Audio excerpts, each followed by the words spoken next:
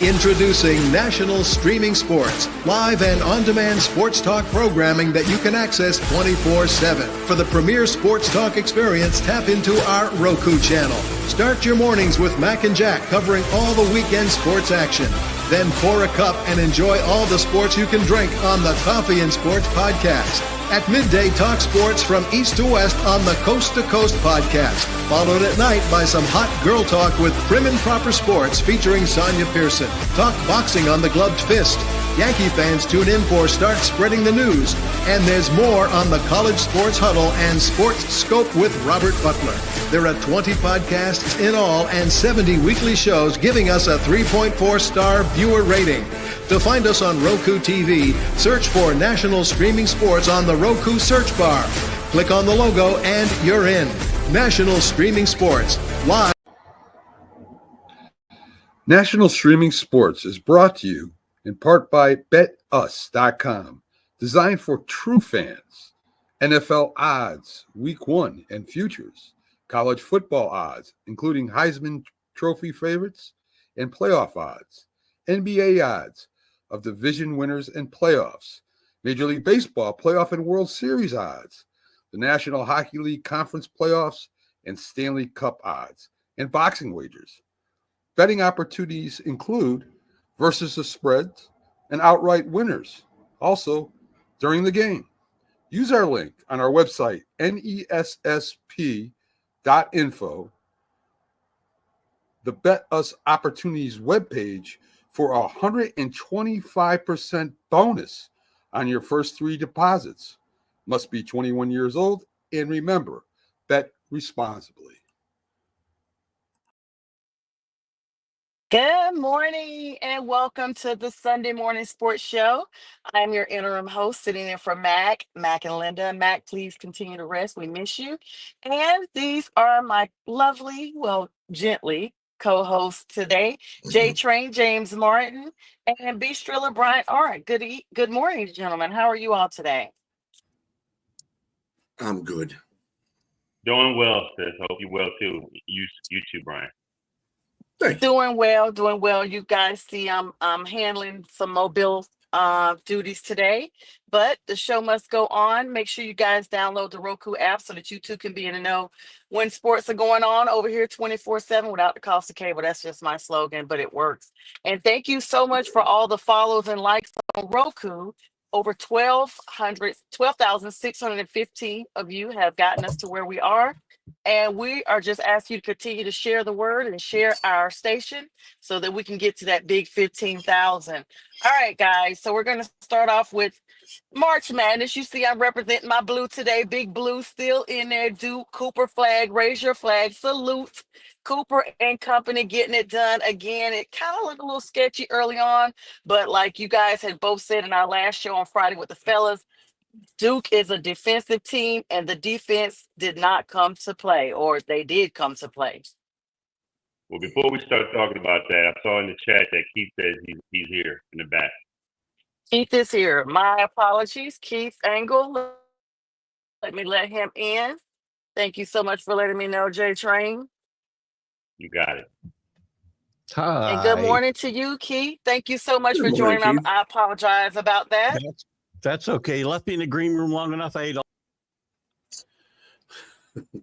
You ate all the stuff you said? Oh, did he go? He disappeared real quick. Oh my God, what happened? I put the food back. I'm sorry. I hit the button. Hang on, guys. Okay, Keith, you're there. Sorry. I am so sorry. Keith Engle, everybody. Good morning, Keith, our college expert extraordinaire, as we see. Hi, Keith, guys. how are you doing? I'm great. How are you guys? Doing well, man. Doing well. I'm good. I was just telling them.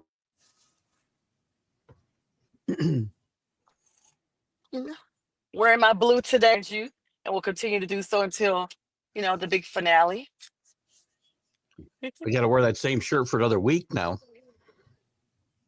No, this is the dress shirt. So I've got Duke shirts that I've been wearing, All right. I've already got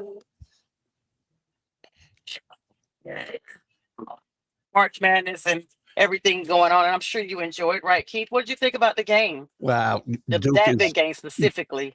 right now. Duke looks to be head and shoulders better than anybody from what they showed yesterday. Alabama's not known for their defense, but Duke was very good on their own defensive end, and they looked like the class of this field. But again, you're still got 2 games to go today, and I think you could very well see 4 number ones there for the second time only since we've been seeding these teams this way. I think it's been fun. I mean, I know people want to see Cinderellas, but I like to see the blue bloods once we get to to this point of the tournament. And other than even Duke, Alabama, I mean, it wasn't a blowout until late, but never felt Alabama was in that game. The Florida game was the interesting game. They were down 9 yesterday with 3 to play. And the fact that they pulled that out yesterday was amazing. And momentum can sometimes carry a long way. So it'll be interesting to see how that helps Florida next weekend. Yeah, definitely looked at that, and I felt the same way. I knew that Florida was probably going to be the one to come out on top, but you're right. There was some sketchy moments there. I'm gonna be honest. I was even worried a little bit about the Duke game early on because they were trading off. They would never let the lead extend beyond 10, and I felt like if you let these guys come within 10, then you're in a danger zone. But penalties and the such like, it looks like Arizona. Excuse me. Arizona. It looks like the Tide started kind of panicking in the end. Yeah. Well, you live by the 3, you die by the 3, and they didn't shoot the 3 as well as they normally do. And especially once you get into, as you mentioned, panic mode, it's a little bit different because now you're not running your normal offense, and their normal offense is to find 3-point shots, but open uncontested 3-point shots. And yesterday, once they got behind, it started to fall further behind that second half. They, as you said, they panicked and just putting up bad 3-pointers. So again, that's the way the game is today. If you don't shoot well from behind the arc, you're going to lose these games. Yeah. And that's exactly what everybody was saying. Live by the 3, die by the 3. And so congratulations to Duke getting it done. They will be facing that winner of Tennessee Houston, correct, Keith? They will indeed. Tennessee's playing some really good basketball. Always a good defensive team. Rick Barnes, very underrated. He's had a couple trips to the Final Four, never been able to get over the hump. This is where he kind of usually runs out of steam, is about here, because this is another team that has challenges shooting the basketball, and Houston is a really good defensive team. This might be the lowest scoring affair in the Elite Eight. It should be. Might be the first one to 60 or 65 will win this game because they both play a lot of defense, and at times will go long stretches without being able to put the ball in the basket. I don't know. Yeah, I definitely understand that. Do you think Houston might be in trouble here because against Purdue? In that second half, they only, within the last 8 minutes, they only scored 4 points. Purdue was able to shut them down. And going against a defensive team like Tennessee, you think Tennessee might be able to pull this one out? This is a coin flip for me. Houston, to me, is a really good team. They're full strength really for the first time in months. But again, they go, as I mentioned, and you pointed out there at the end of that game, James, they go these long stretches without really scoring anything, and you can't go 8 minutes, score 4 points, and win at this point in this tournament. I don't think. If that happens today, I think Tennessee wins this game. I'm going to say Houston wins, but if that happens, the team that shoots, I was going to say the team that shoots the best, but it might be the team that shoots the least worst. If I know it's bad English, but that's the team that'll win this game. No, I agree wholeheartedly. It really is the team that shoots the worst, honestly, because we are getting to the best of the best, and that's why we are in this position.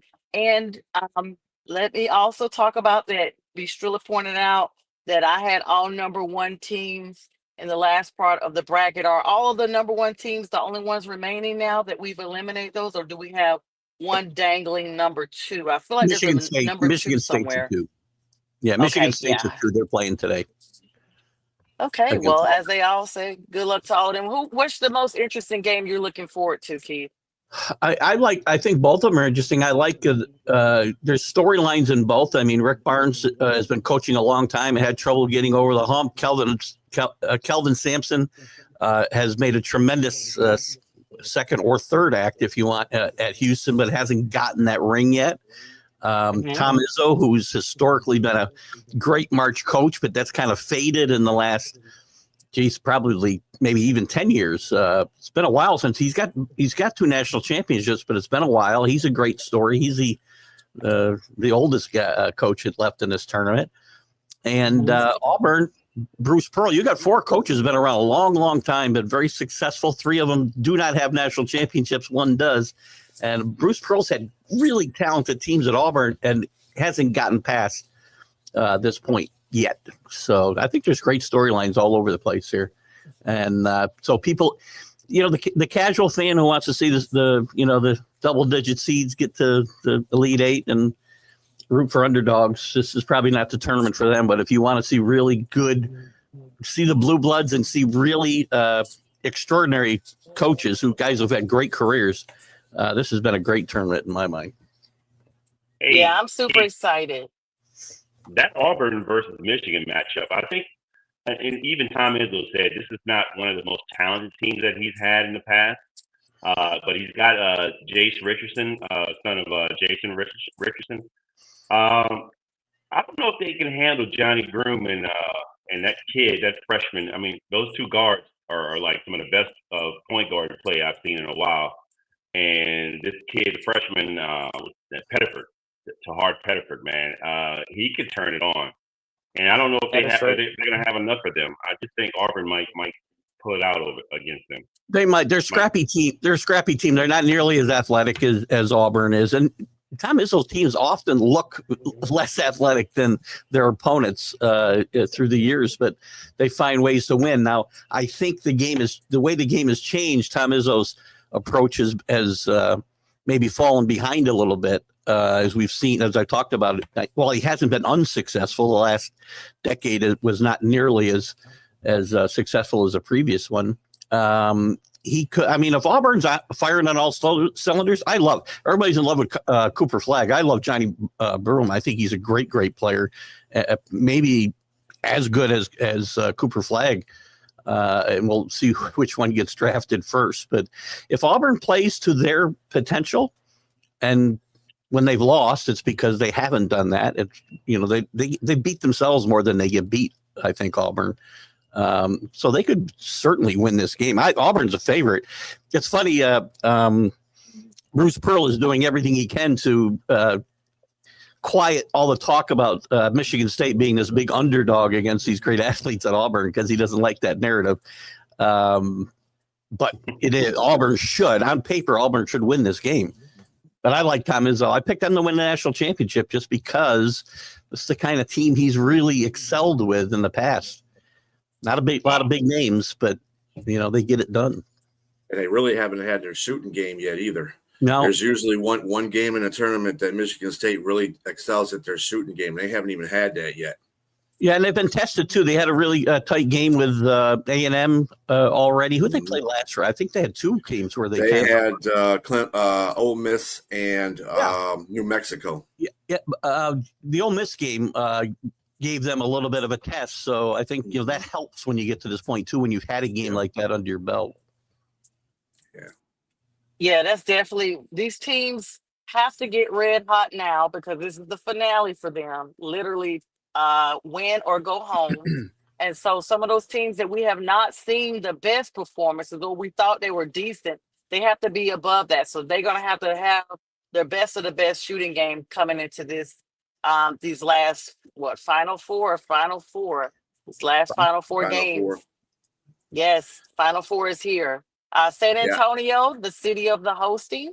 Lots of fun in that city, I'm sure. And everybody is all ears because right now, even though, of course, I'm a Duke fan, it could go any way. Any of these teams are just as good, if not even better, than the teams that each of us probably believe. So it's anybody's ball, as they say right now. Wouldn't you guys agree? Well, in reality, I think that Duke right now is standing out as the best because they're playing the best consistent basketball. And that's what it's about when you get to this in a tournament, is playing consistent basketball. They never have a streaky shooting The defense is playing pretty solid. Everybody else, you can say they go through streaks. Auburn goes through streaks. They went through a streak with Michigan. So I mean, it's there's streaky teams left on the offensive side, and Duke seems to be the only one that's consistent enough. So we'll see. Yeah, we'll see. And I hope that that's actually the truth for my own personal reasons. All right, Keith. Yeah, So that's go ahead, J Train. I'm sorry. I was just gonna say it looks like indeed that Duke is the favorite, but it'd be a great matchup if Auburn gets past Michigan and gets to the Final Four, and either one of them or Florida will match up with them. But I don't see that. I don't see anybody beating them. Yeah, and Duke is the last ACC team remaining. Of course, this is their third out of the last 4 seasons trip to the Final Four. So super excited for them about that. No championship since 2019. It's time for a new T-shirt. And their coach is now up for amongst one of the winning seasons as well. So just a lot on the line right here for that organization, that team. The Lady Devils, of course, eliminated the Tar Heels. I don't know. Did they play yesterday, guys? I know they were talking about some ladies' games were on, but I didn't get a chance to catch all of those. Did you guys see the ladies' teams? It might have been Friday. I'm not. Texas. There was a Texas versus some other team. I forgot yesterday. Forgot who it Okay, was. I know Duke is supposed to be playing South Carolina State. Don Staley. They will play Lady South Gamecocks. Carolina. Yeah, that's going to be a tough game for the Lady Blue Devils, but South Carolina is really good. But Duke's playing good basketball too.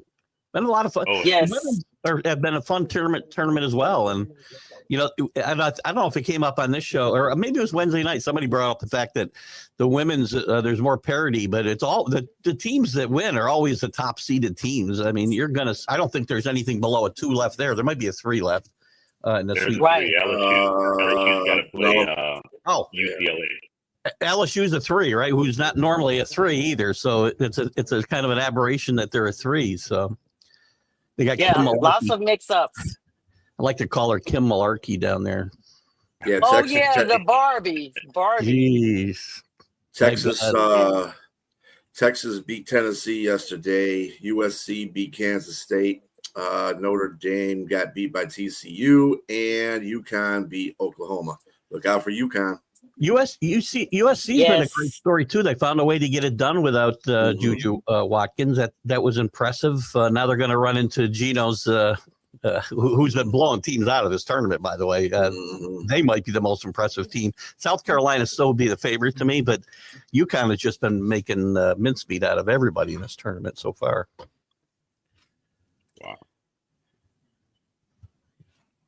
Miss Buechner there to pick up the helm, who is now projected to be a WNBA the number 1 draft pick. Buechner, her first name I think is Claire or something. I can't think of her off the rip, but she's the number 1 scorer. So like everybody says, look out for the Huskies. They're probably gonna, in my opinion, they may be a threat to repeat. So I just cannot wait to see what that looks like. But that's definitely going to be a good game coming up. Yeah, so Keith, while I got you in here, let's switch gears. You know, when it's only 4 teams left, you can't talk about them, but for so much now that the majority of the teams have been eliminated, the talk goes by pretty fast. Let's get your opinion on something. It's funny because this morning I had insomnia again. J-Train, let me just tell you, you were absolutely amazing on yesterday's show with Jack. It literally felt like I brought up the fact, yes, we had to check Jack. Okay, so Jack, we miss you. We know you're traveling today. We had to check Jack yesterday. He got out of line and he was over talking like he always does. No. But yesterday, and I watched it this morning because sometimes I try to watch it back, just to see if there's anything I can work on presentation wise. But it was so funny because we were talking about Shedeur Sanders, to talk every week about what position he may go.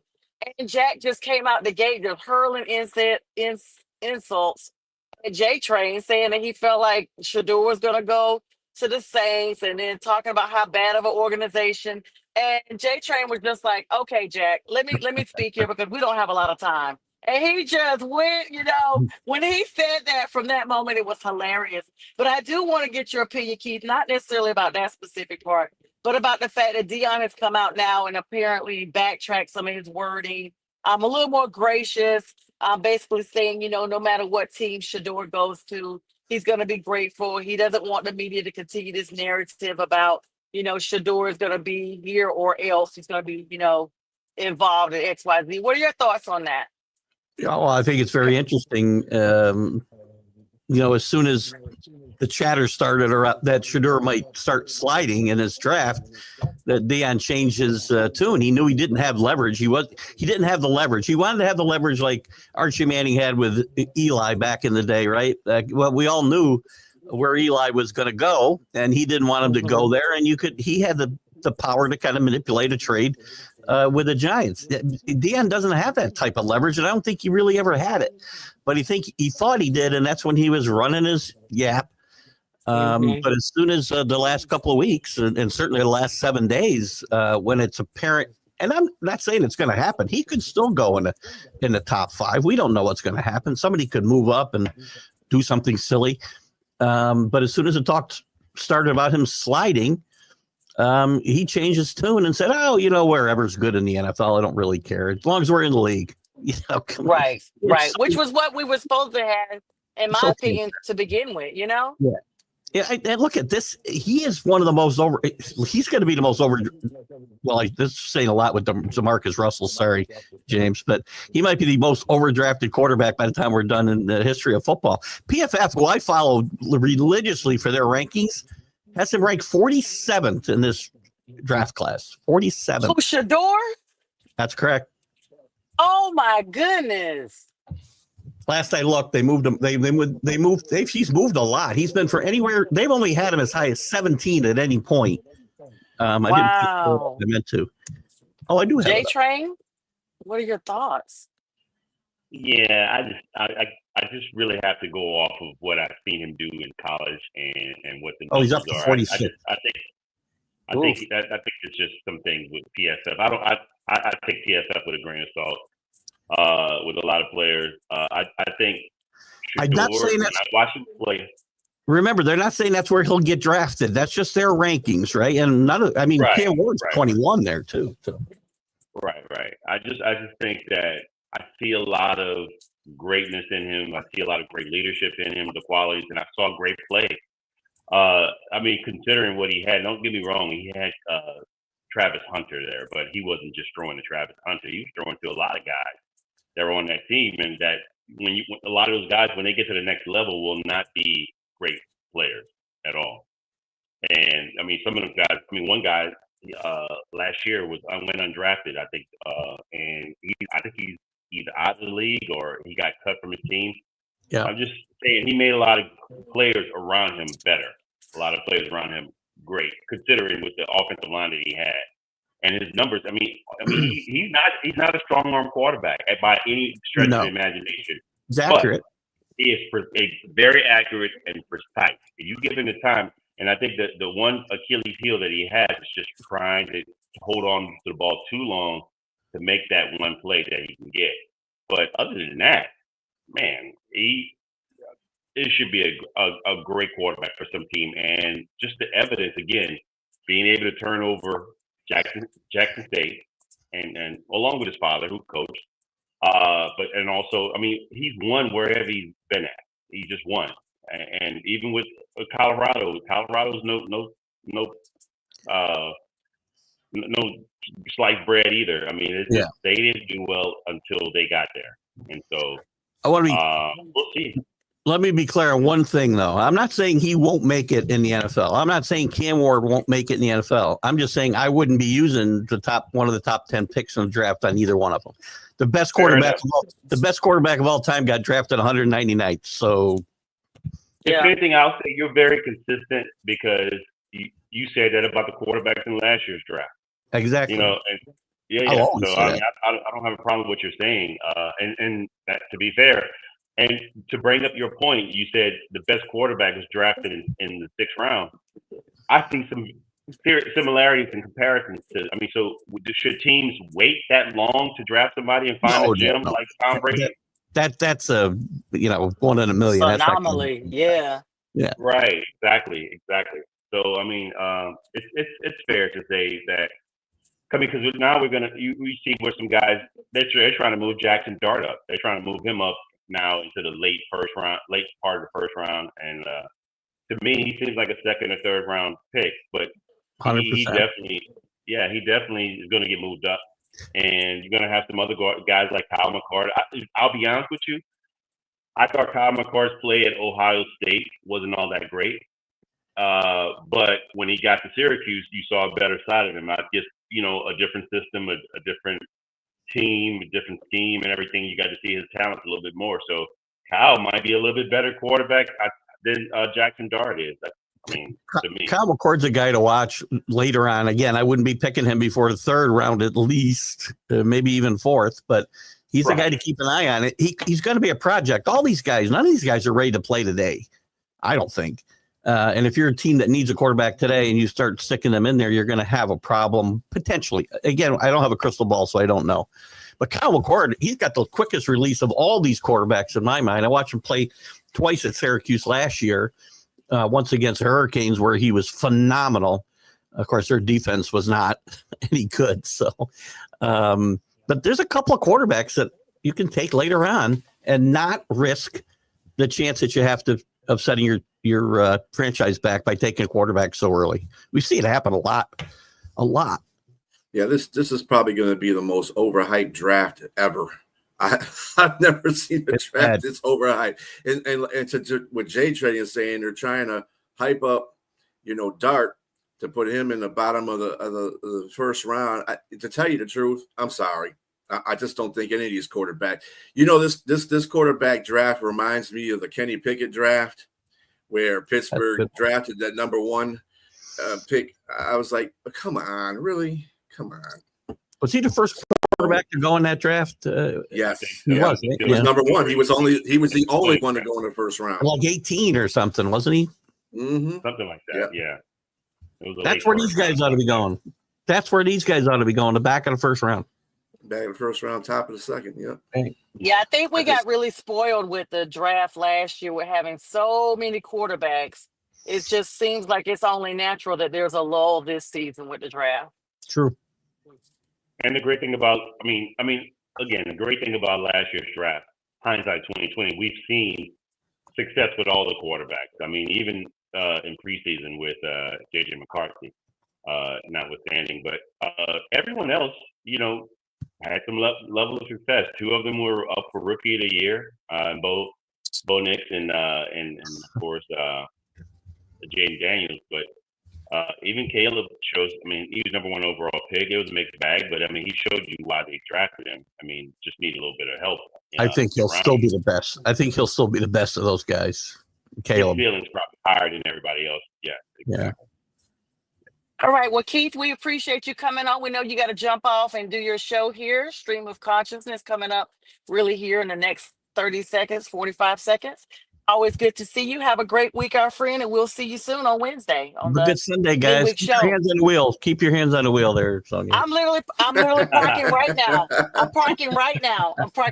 Right from Jack. All Right from Jack. Right from Jack. I think we're in Jack over a couple miles back, I'm pretty sure. You know what's funny? I thought I saw him. I literally thought this guy was about to tell you guys. I think I just passed Jack. Bye, guys. Bye-bye. All right, Keith. Have a good one. Have a good one.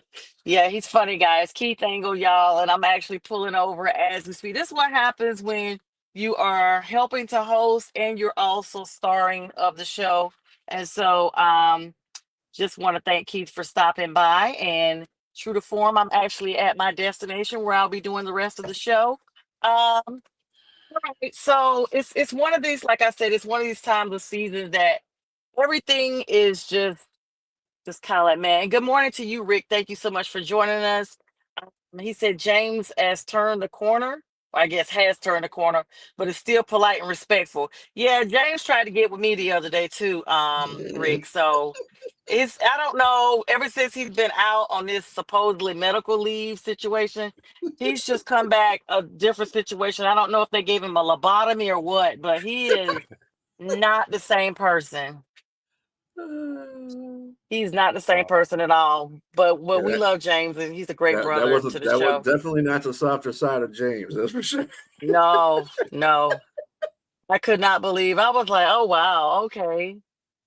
It's my Mr. McGee moment. If you're showing a reference, I know Richard probably knows that reference. Mr. McGee, don't make me angry. Absolutely, Don't like absolutely. Let anyone me that's see. angry. It's a chat here. Or Okay. Mr. Jekyll and Mr. Hyde. But yeah, I'm gonna David Banner, Incredible Hulk. Yeah. I'm getting ready to switch cameras, guys. You guys go ahead and continue to talk. I'll be right back. Hey, I don't know how much you follow Major League Baseball, but did you see what the Yankees did yesterday? I missed that game yesterday. What exactly did they win? Oh, they beat the crap out of Milwaukee. It was like 20-9. They hit 9 home runs, set a franchise record. Judge Like hit 3 of them. Yeah, Judge hit 3 of them and had 8 RBIs. Oh, I got to go watch the highlights. I missed that, man. I think right now I'm looking at how hot that LA is right now. The Dodgers are pretty hot. The first 3 pitches of the game, all home runs. Wow, that's a great way to start a game. Right. Up 3-0. Especially if you're there. Were they at home? Were they at home? Yes, they were at home. Oh man, I can only imagine being at that game. Wow. Yeah, them Yankees fans are going nuts, but poor Milwaukee. That's almost a football score. Right. Low scoring football game there. Yeah, that's basically it's a Three great field goals. Yeah. Wow, the pitching must have been awesome too. Then. Yeah. Well, I mean, they did score 9 runs, so I mean, it's not like I guess it's kind of like playing zone defense when you got like a 34-0 lead. Sometimes you're going to give up a touchdown. You know what I'm saying? Right. Prevent defense. Yeah. So I mean, they gave up 9 runs, but I mean, you scored 20. I mean, what does that make a difference? It's the stats. Wait, what was the score again? 20-9. Oh, I thought you said 9. No. So 20. That's my God. That's definitely that's like 3 touchdowns, man. That's Right. crazy. 20-9. Touchdowns and a missed extra point. Yeah, they did a job. A few of those home runs must have been like grand slams, huh? Well, they hit 3 single home runs. The other, let's see what they get here. The Judge hit a solo home run. The Judge also hit a grand slam, a solo home run, and a 2-run home run. So he was responsible for 8 of those runs, of those 20 runs. Well, this is a great way to start off early in the beginning of the season here because, man. Are you guys able to hear me? Yes, ma'am. We're talking about that 20-9 score the Yankees put on Milwaukee. 20 points in baseball. What's most amazing? Most amazing about it was the 9 home runs, which set the franchise record for home runs. Considering that's the Yankees, that's pretty good. Correct. Right. Wow, yeah, that's insane. That's insane. Is that the highest that's ever been scored? Well, for the franchise, for the Yankees, yeah. Yeah, that's crazy. Oh, wow. Yeah, you would think as storied as they are with some home run kings there, Maris and Babe Ruth, and you would think there may be more than that, but I guess not. Mm-hmm. So they've homered 8 times, twice in their history. Once when they had Joe DiMaggio, and against the White Sox in 2007. Wow. And like I said, Aaron Judge had 8 RBIs. All that came off home runs. They need to give him some more money. Give him some more money. That's what the Yankees do. They're going to keep paying him until if you do that. Well, he's missed October in March. Mm-hmm. Speaking of October and March, the LA Dodgers are starting off their season 5-0. They swept the Cubs, and then yesterday, unfortunately, they swept the Tigers. The Tigers were in it, and they just don't have. They're missing a couple of batters. They're just not on LA's level. And right now, I don't really see too many teams that are on LA's level right now. They are playing some extremely good ball. So, including Otani, he's cooking too. mhm, So it's Yeah, gonna he be may the as Otani well. versus Judge show all year. Looks like, mhm. He may as barring Yeah, no well. so injury. He may as well ball out because he avoided prison. So there's that.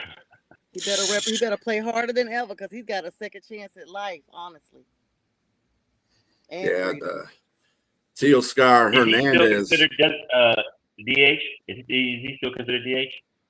who Otani, Yeah, or is he going to pitch? he's pitching. He doesn't usually start pitching until what they do with him is they kind of warm him up to pitching.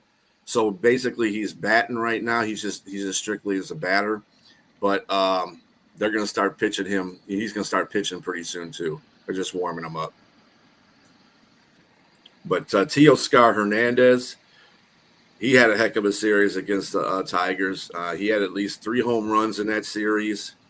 A couple of times when the Tigers were up, he tied the game or advanced the score over them. So they got great players on their team. There's just no their pitching staff is pretty solid. They got great hitters on their team. Really, if you want to have some semblance of how good they are right now, I would compare them to Sonja's Duke Blue Devils. That's how good they're playing. Yeah. Wow. Bow down, folks. How about Juan Soto with the Mets?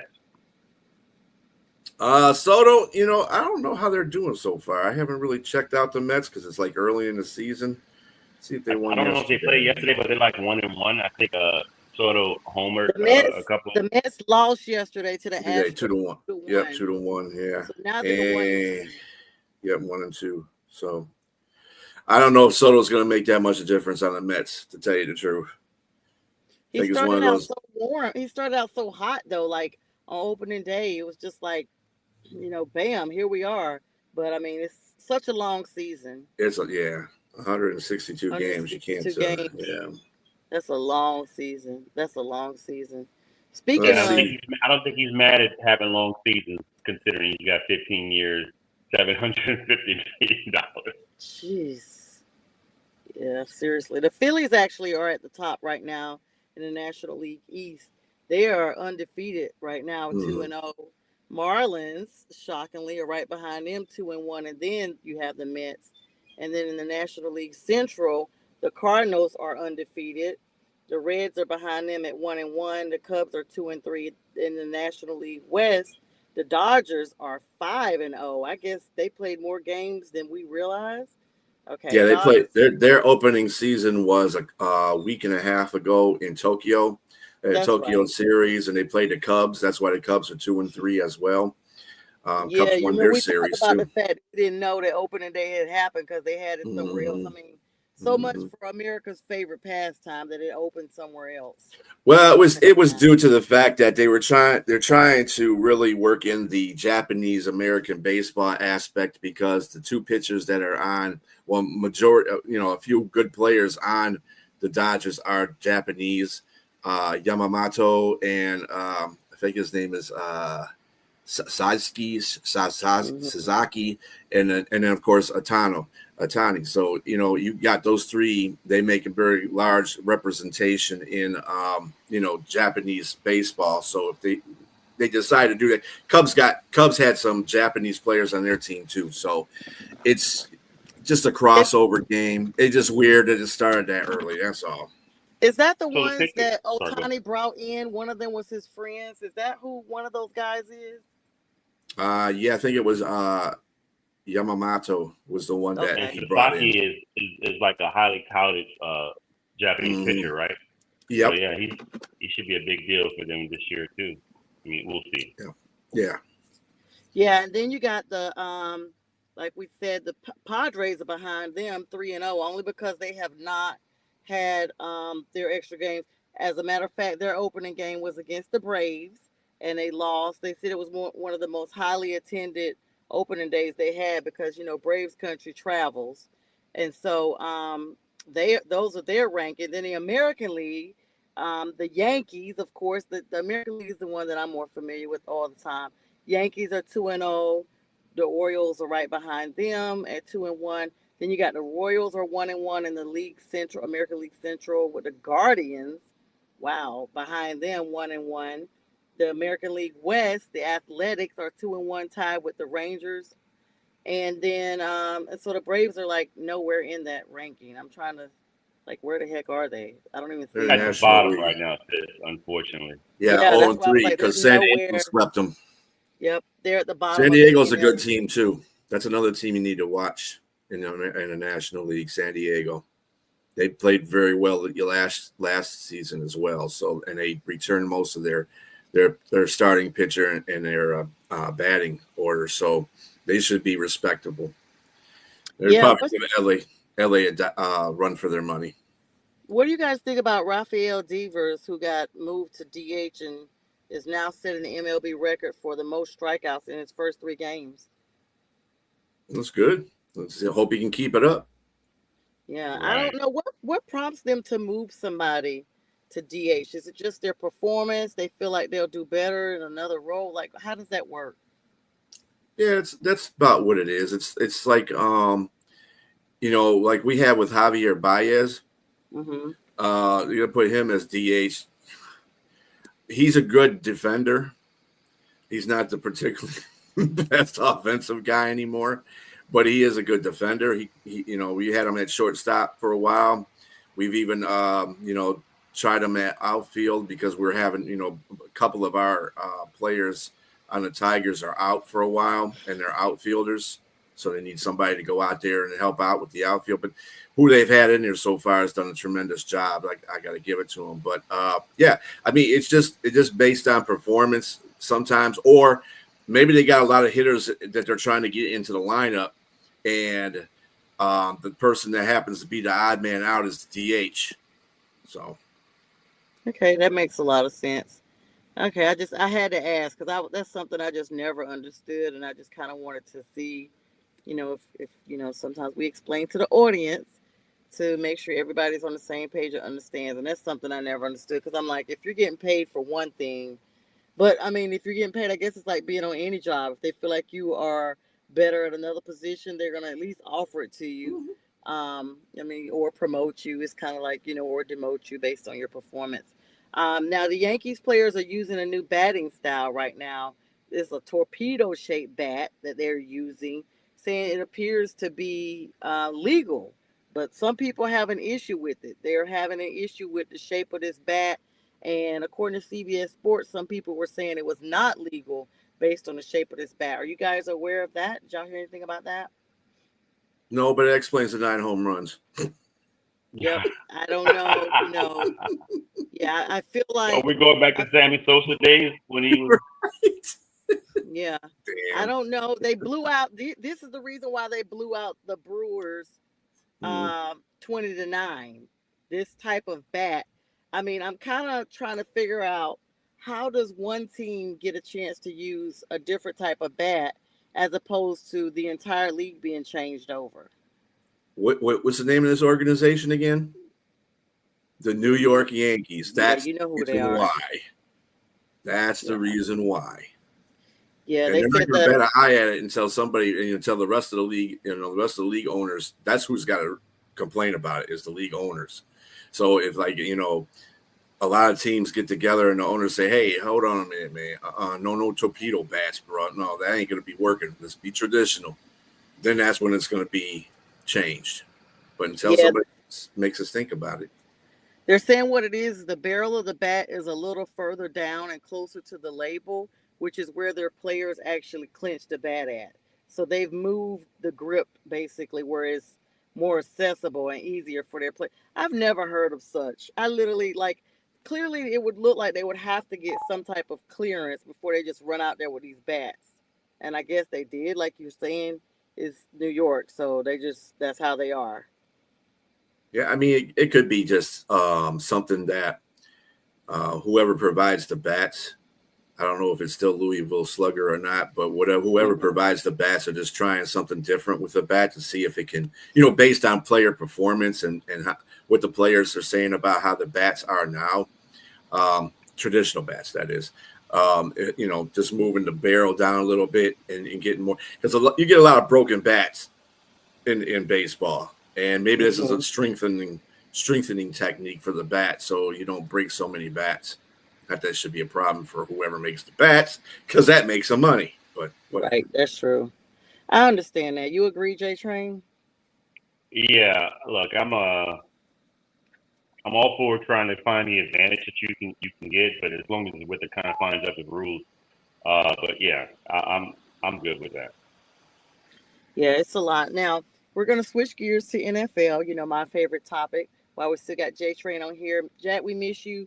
J Train's got some obligations he's got to take care of here shortly. So, the next 15 minutes we have him, we want to talk New Orleans Saints, which is something we rarely talk about on here.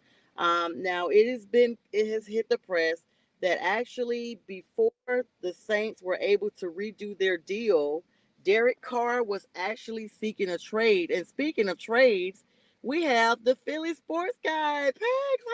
Hi. So what's going on? What a surprise. What a treat. Good Yeah. morning. Hey, listen. Well, I'm not traveling today. It's like it seems like every Sunday I've got something going on, so I figured I'd try to jump in this morning.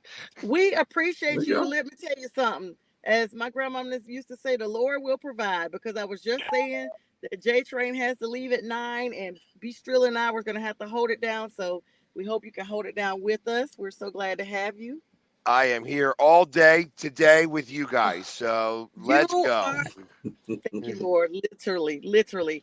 We're going to definitely talk Philly news and all that good stuff in here shortly. But I want to catch J Train's response to this, that Derek Carr, did you know Derek Carr was actually trying to seek a trade before he was able to finalize a deal with the Saints? That's not a Well, no, surprise. I'm sorry. Yeah, Pax, I know you wouldn't be surprised. I'm asking J Train too, because he's about to skedaddle in a minute. J Train, can you hear us? Yes. So, are we still speaking about the Saints here? Yes, Derek Carr has sought a trade early this offseason before he was able to secure a deal. Yeah, he knows that the organization is not really happy with his play, and clearly he's been off injured, and he wasn't happy there anymore. He's still not happy there. But he was looking to put his name out in the bin to see if he could find trade offers, and they were going to do so. But I mean, actually, they were not going to do so, and they did. So because they realized, even with trade, no one's going to want to take on that heavy salary cap hit that that the Saints would take if they would trade him or just outright cut him. So they can't do it this year. But what they did was restructure him, which made more sense. Gave them more cap space. I mean, more cap space this year, and allow them to trade him or cut him next year without taking a major hit. So it's just what it is. That's just the business of the game, and he's going to be the starter, because at the beginning when Kellen Moore came on, he said that Derek Carr would be his quarterback, and also Mickey Loomis was saying that Derek Carr is going to be the guy this year. But that's the only reason why, is that they're trying to save money. And because right now they're between 28 to 30 million under the cap, so that got them in a good place. Among other restructures that were there on some older aging players. But yeah, I'm not really happy about having Derek Carr here as a quarterback right now, but it's what it is. It's what we got to do, and I think Kellen Moore will make the best of what we can with him, and we've made some adjustments, got some other players. I like the little move with Brandon Cooks. I'm not looking for him to be the number one there, but I think that he will add to the receiver room, and definitely some leadership there. So. Okay, that's great. And since Pags didn't show up in his living room, he showed up in his Philly room. I decided to go into my living room. Pags, did you hear any rumblings about this? I know you were chiming in a little bit. No, because it doesn't really matter to me what happens in New Orleans, especially since it's not going to really matter whatever happens right now. Like I said, I think that they are uh, 2 years away from being able to become relevant. I Mhm. think that this is, yeah, I got to imagine, like, you can't, in the midst of everything else that's going on, you can't start having what are we going to do for a quarterback? And I Mhm. think that that's really what drove this. The fact that he wanted to seek a trade, well, yeah, because he stunk, and I want to get the stink off of me, so let's go somewhere else, and think that I'm going to start somewhere. I don't think that he's good enough. He would have wound up being a backup somewhere. So I think he realized that too, and he's like, "Listen, this is the only chance I got to be a starter. I have to do everything I can to show that I am better than what I have been, and this is going to be my best shot here rather than go anywhere else." Yes, and hello, Abigail. Thanks for joining us this morning. Strilla, do you concur with that? I mean, I still have a feeling that, and I know J Train probably will have a difference of opinion on about at least Shador might fall down to the Saints. You never know, and it might be something that they're hoping for. Because Derek Carr did not have a good season last. What you got to actually be playing to have a bad or a good season. To tell you the truth, he didn't finish the season. So, I mean, Derek Carr's really been not the greatest since he left the Raiders. I Yeah, don't know. that's my I mean, thoughts. New Orleans is going through the transformation. I'm sure that if they have a better coaching staff there, it'll be better for the team. But we just got to see. Yeah, that's what I did too. And hello, Brent. Thank you so much for joining. I think that's one of Strilla's guys, Brent Yeah, what DeWitt. up, Brett? Mm-hmm. Good to have you on this morning. Um, yeah, I mean, as a fellow NFC South contender, I really don't have too much to add to that because the Panthers have their own situation. It's not like we are romping the South. But I will add to the quarterback woes that apparently are in New Orleans. It's been reported that Baker Mayfield is not expected to continue on the trajectory he's been with the Tampa Bay Buccaneers. We've seen Baker in true Baker form have one good season and then a lull, one good season and then a lull, one good season and then a lull, where they're predicting him to have that not good season. And in fact, this is not me as a fan speaking. This is just the reports and Pags. If you've heard this or Strilla or even UJ Train, you can feel free to plug in. The Panthers are projected to make a solid run for the South this next coming season. All right. All right. I understand that they are trying to figure out how to create a little bit of excitement in Carolina. I mean, I get it. I understand. Hey, listen, let's create a story that fits our Oh wow! narrative well Like it's a enough by like it's a saying, fairy tale. Come on, Pags. I mean, listen. I, I think Carolina is on the right path, but they are about another 2 years. I'm going to say Two? maybe next year. Yeah, I would That say maybe next if year. they have a good enough draft, if they can keep everything normal in the locker room, that next year they could make a run. To think that they're going to make a run here is wishful thinking, I believe. So you I think don't. Tampa still continues number one, or Atlanta moves up? I mean, I think Atlanta has the biggest upside. I Mm-hmm. think that Tampa, until Baker starts doing badly, you can't just say, "Oh, he has a good year as a bad year." Well, he said last time I checked, he's been to the playoffs twice now in a Mm-hmm. row. So Mm-hmm. that sounds like he's had two halfway decent good Mm-hmm. years, so Well, far. he's Right. been to Does the he have playoffs bad 2 years games? in a row Yes. because the division is so bad it hadn't been competitive. So let's Well, put that out that's there. not his fault, is it? Right, Because that's I Now, tell true. you, as far as I've checked, Carolina hasn't done so many big leaps and At bounds this all. year No, to well, at be what all. able I to will compete. say about Tampa Bay, they did lose their offensive coordinator Mm-hmm. to the Duval. They lost to Jacksonville, Duval. so we'll see, we'll see. And they're projected to regress offensively a little bit because of that.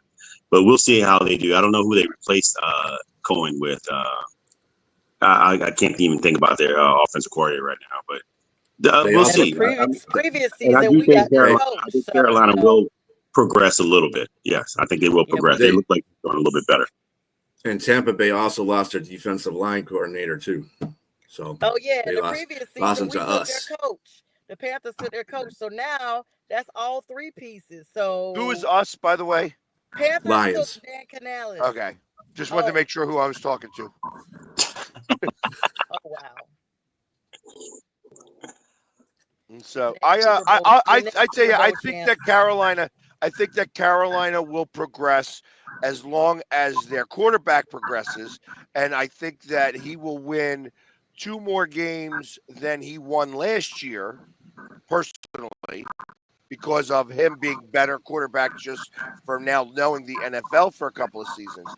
But I don't think that they are ready to or poised to make a run. I think that you're going to see a big log jam right around 500 in this Mm-hmm. division, Yep. and you're going to still see until Tampa proves otherwise. I still think they're the team that is the team to beat. Okay. Mhm. Well, that's understandable. J Train, I know you got to get out of here. I'm going to pause now so you can go ahead and make your exit stage left. So good to have you as always, brother. We will see you Wednesday on the midweek professional show and have a great week. You all have a great one too. Thank you. Appreciate it. Thank Thanks for you. coming on, Pags. Take care. I'll talk to you soon. Talk to See you. you soon. All right. So, guys, that was hold on, we What you lost do? somebody else.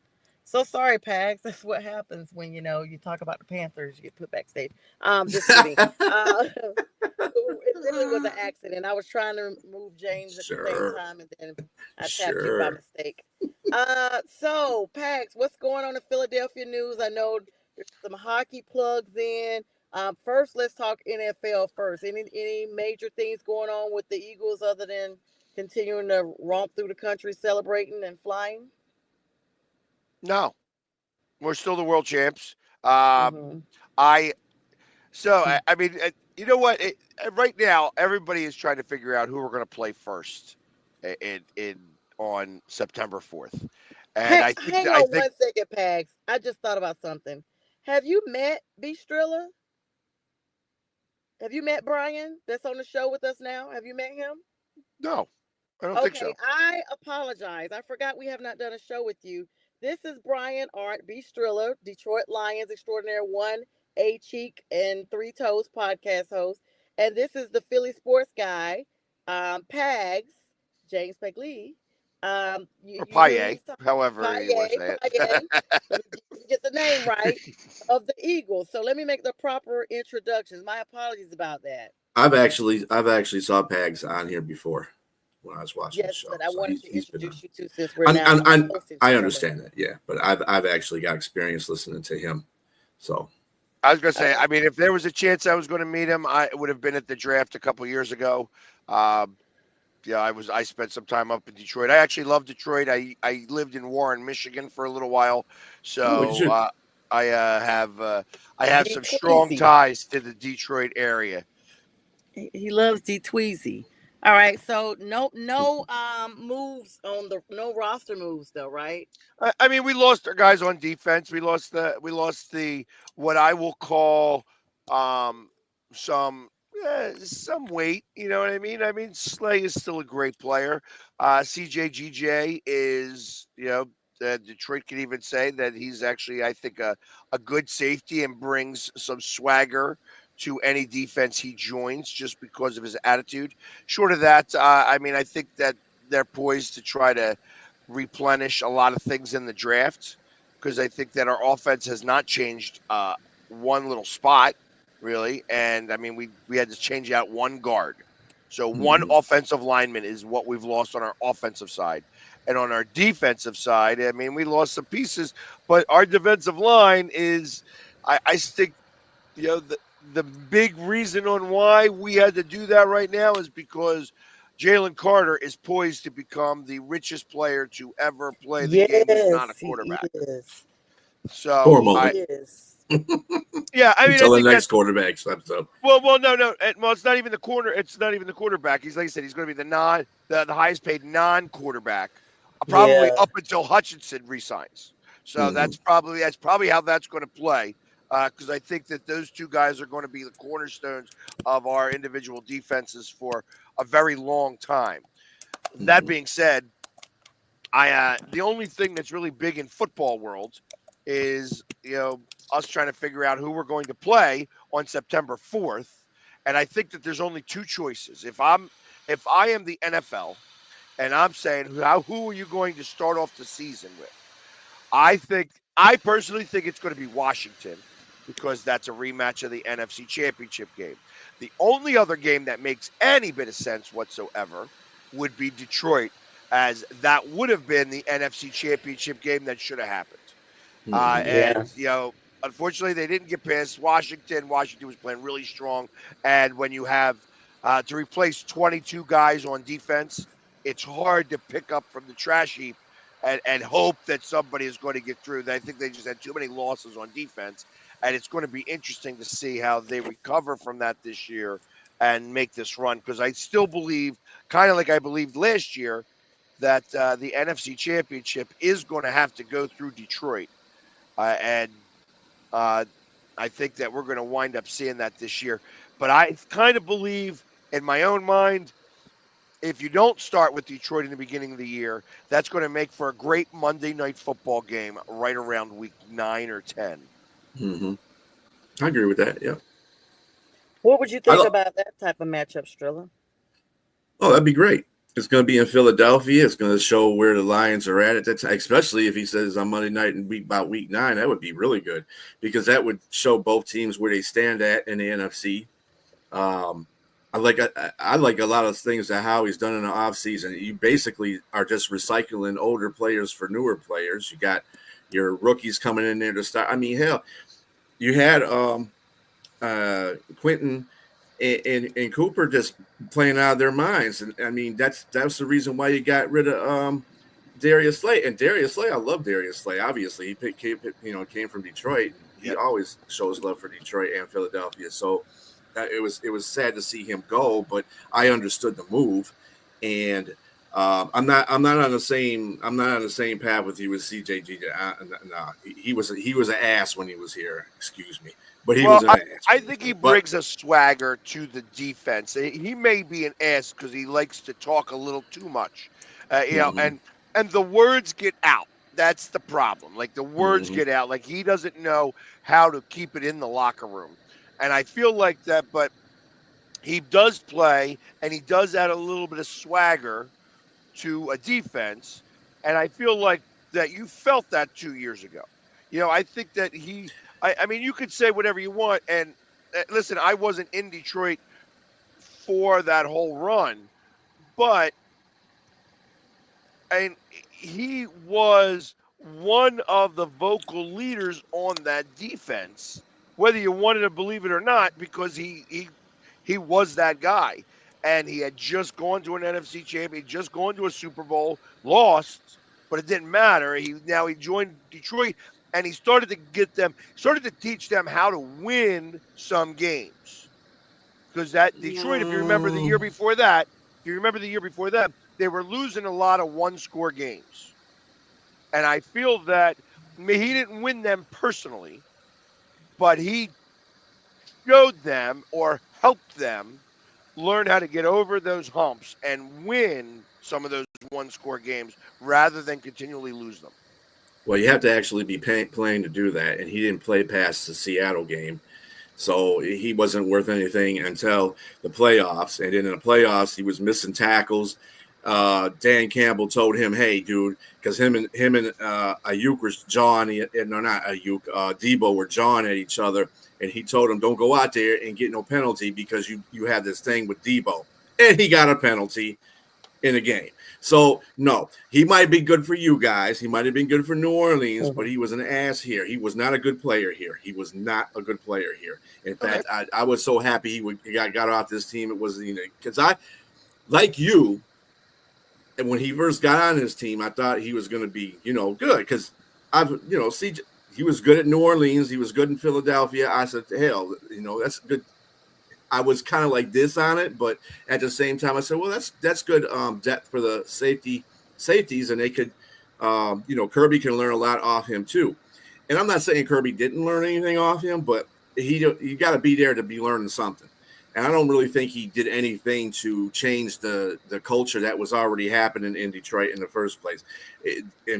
They still went 12-5 without him being in a lineup mostly. So I'm not even giving him props for that. He was a good player for you guys. And when he came back and won the Super Bowl again with you guys, he was a good player then. So he just wasn't a fit with us. I'll just put it that way. No, and that makes sense. And to be honest, as the reason why they got rid of him now was because he was no longer a fit for us either. Mm-hmm. Because again, you can't have the words come out of the locker room. That's part of the thing. There's a lot about his game that I can say mirrors Malcolm Jenkins, except the man himself. That's the difference. I think that the games mirror a lot about each other. But Malcolm Jenkins was a leader in a real sense. Like he leads men and he doesn't let the BS of Twitter and social media and everything get the better of him. Where I feel like CJGJ does. And that's kind of and that changes how you look at it in the process of that. And so hey, listen, I am happy that he was here this year. I think that he was an integral part of getting to where we had to get to get over the hump and win the Super Bowl. That being said, have fun where you're at. Right. And good morning to you, Linda and Mac. Thank you so much for joining us. We gave you guys a shout out earlier. Of course, we're hoping that Mac is resting and we hope to see him soon. And again, everybody, like I said, make sure you find and rate us on National Streaming Sports on the Roku app. And we're there 24/7 and have over 12,615 likes, all because of you. So we appreciate you guys. And Miss Linda and Mac, have an amazing day. Yeah, that's a good point, guys. Like, you have to think about when players are at different teams, they literally have a different function for different organizations. Like, some teams, they get with them and it literally accentuates the talent they already have. Some teams, it literally diminishes. It's just, one or the other. And Brent says swagger is one thing, but stuff like that stupid ski mask crap made me out. Yeah, that was bad. Out on CJGJ, whatever that is. CJGJ. Yeah, that's kind of what I'm talking about. He does some stupid stuff that makes you not want to take him seriously, and that will affect a locker room sometimes. I don't think it mattered as much because there was a little bit of extra swagger. Listen, I tell you, Quinyon Mitchell is one of the. I know it's hard to say when you have a nickname called Quinyanimo Bay that you were not spoken about enough, that you are quietly one of the best cornerbacks in the league. Likely should have been an all-pro, first team all-pro this year. And only reason why he's not is because nobody really knew him. Nobody really knew what was going on. But they didn't throw his way because he was like glue on whoever he covered. And you just can't – he's going to be amazing. Cooper DeJean is – is great, but he's not Quinyon Mitchell. You know what I mean? And I don't need him to be Quinyon Mitchell because there could be only one. And Quinyon is going to be, barring any injury, he's going to be great like that for a very long time. That guy, I dare I say right now, his trajectory is Hall of Fame in 12 years. You know what I mean? That's what I'm saying. I see him having a 12-year career. I see him being in the Hall of Fame because he's quiet. He does his job. He ain't got nothing else to do except do what he does best and end a story. He just wants to work, wants to do his thing, and win rings. And I can't ask for anything more than from a player. And you got to remember, he's a rookie, so he shouldn't be talking stuff anyway. because Exactly. that's rookie needs to be quiet, just like Cooper DeJean. I think the thing that CJGJ is about, though, I always have this adage: if you play like Dion, you can talk like Dion. If you don't play like Dion, don't talk like Dion. And that's what I give to CJGJ sometimes, because he talks too much, and you're not you're not I don't believe he's the best safety around. So Well, no, you and know, but what I do think is that the talk is part of his game. And I don't mind a guy who talks a little bit, but what I do have I do have some of the problem. You know what I mean? I do have, like, you can't have it start to get out into social media. You can't let words of other people bother you so much that you got to mm, respond. It's mm, like, come on, be a man. right, And yeah, stop being a baby. And Yeah, they be petty.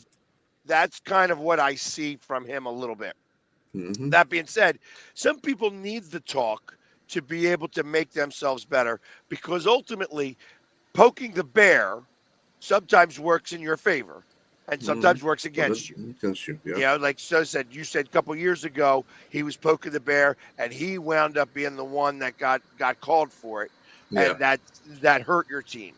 Going hmm, the opposite way, there's a lot of times where he pokes the bear. You could say that he took Travis Kelsey out of the game and with that first hit. You know what I mean? hmm.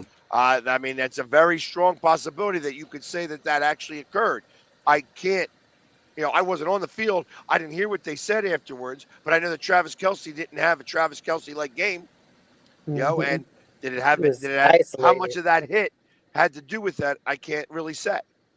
But Yeah, he was he's got. I mean, he's going to be on a really good defense. I mean, he's in Houston now, right? I think that's where he went.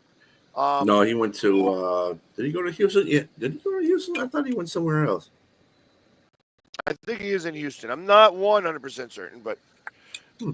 I'll Cooper do my DeJean. research right now. No, No, no, Cooper DeJean is CJ. Oh yeah, I was like Cooper the DeJean. CJ Garner Johnson got traded. Let's see. It was back. It was like 3 weeks ago, right? Yeah, he Uh, is now a I was I thought he looking went to too. Houston. Houston Texan. You're right. Correct. So, and they have a really good defense there. Again, I feel like that's one of those spots where he's got a coach that might be able to quell him a little bit. Because that coach has got a pretty strong resume as well. Yeah, Hmm. I played in the NFL. I've been that guy. I've been the guy you're trying to be. So you know don't test my patience that way. Give us that swagger. Give us that strength. Keep it out of the social media. Yeah, I mean, Dan Campbell was a player too, so I mean, he understands all that hoopla that goes on during the course of a season as well. It's just that you have to, as an individual, you have to want to. And as far as the lines are concerned, and the culture is, if you want to be here, you be here. If you don't want to be here, you're going to show reasons why you don't want to be here.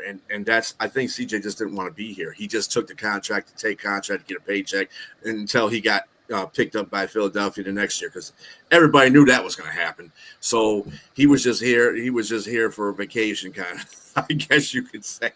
And and if he goes to Houston, and you know, and that head coach gets to him, then I mean, that's fine. I mean, right? He's got to realize now he's going on a downward path of his career, because he's getting older, and defenses aren't going to, people aren't going to be getting him anymore just because of his, if he plays well, yeah, but he hasn't really.